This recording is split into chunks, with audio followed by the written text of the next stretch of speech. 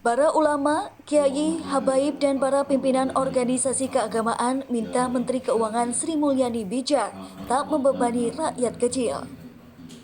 Hal itu disampaikan terkait RUU Rencana Undang-Undang Pajak Pertambahan Nilai atau PPN sebesar 12% pada sembako, pendidikan, dan kesehatan.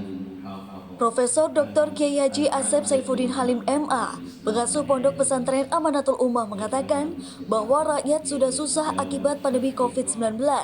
Karena itu, rakyat jangan ditambah kesusahannya. Menurut Kiai Asep, Menteri Sri Mulyani harus hati-hati dan bijak. Sebab jika tak hati-hati, kebijakan ini akan menghancurkan pemerintah, terutama Presiden Joko Widodo. Kiai Asep minta agar RUU pajak sembako dibatalkan atau hanya dikenakan pada kelompok kelas atas. Ia menyebut contoh Indomart atau Alfamart. Tapi pasar-pasar tradisional jangan sampai kena pajak. Begitu juga pendidikan. Kiai Asep minta hanya sekolah-sekolah yang memungut uang pangkal 200 juta rupiah ke atas yang dikenakan pajak. Sedang sekolah-sekolah kelas menengah ke bawah harus dibebaskan dari pajak.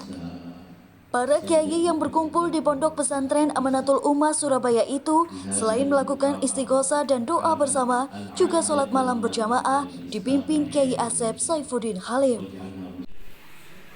Itu sebagai Menteri Keuangan yang harus mencari uang, itu wajar-wajar saja punya pikiran yang semacam itu, tetapi harus hati-hati, yang jeli, ya, karena bagaimanapun juga yang berkaitan dengan sembako yang akan membayar pajak itu adalah pembeli. Oleh karena itu, kalau misalnya itu dikenakan di supermarket, ke mall, ke Indomart dan lain sebagainya, tidak apalah, minimal mereka kelas menengah.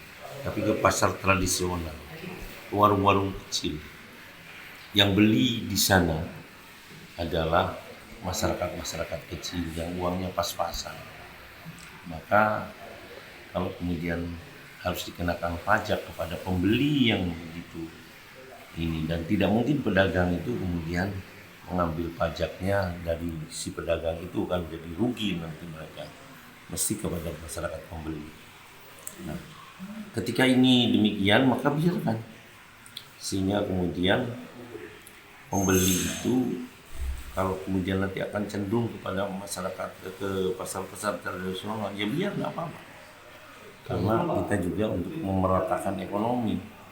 Jangan kemudian yang kaya semakin kaya, yang miskin semakin miskin. Nah, kalau dengan cara yang semacam itu, nanti para pembeli banyak ke pasar tradisional, biarkan. Jadi di pasar tradisional juga mereka kemudian akan meningkat kemampuan ekonomi mereka. Tidak hanya pemilik-pemilik mart, tidak hanya pemilik-pemilik mall, itu. Kemudian ke dunia pendidikan itu ya harus jeli juga. Ya, kalau memang perguruan tinggi yang mengambil uang pangkal ratusan juta, silakan saja, tetapi kepada pesantren-pesantren harus hati-hati. Pasti akan mendapatkan reaksi yang keras dan dampaknya kepada pemerintah. Sebab apapun kebijakan Sri Mulyani akan dianggap itu adalah realisasi daripada pemerintah. Jadi akhirnya ya kemudian pemerintahnya yang tidak baik, kasihan kan. Ya, makanya harus hati-hati, harus jeli, aplikasinya harus benar, dan itu sulit sekali.